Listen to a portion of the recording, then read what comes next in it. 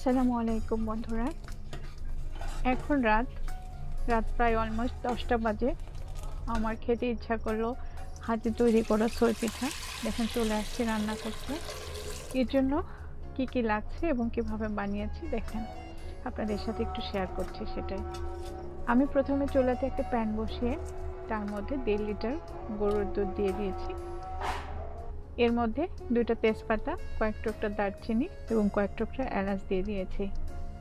দুধটা বলক উঠে আসলে দেখেন এই আমার হাতে বানানো ছই পিঠা। এগুলো কিনতেও পাওয়া যায়, বাট আমি এগুলো হাতে তৈরি করে রোদ দিয়ে রেখে দিয়েছিলাম।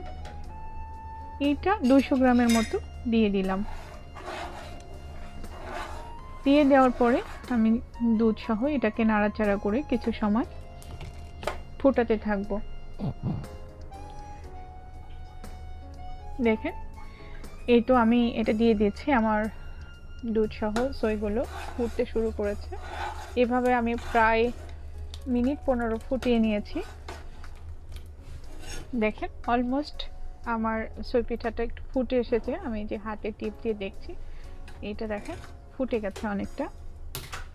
তো এই সময় আমি বাড়িতে তৈরি করা নিজেদের গাছের খেজুরের রস থেকে তৈরি করা গুড়, এটা গত বছরের, আমি এটা ফ্রিজে রেখে দিয়েছিলাম। এটা এখন আলহামদুলিল্লাহ অনেক ভালো আছে। আমি এটা 3 থেকে 4 চামচ দিয়ে দিচ্ছি। দিয়ে আমি এটা দুধের সাথে এবং সইয়ের সাথে ভালো করে মিশিয়ে নেব।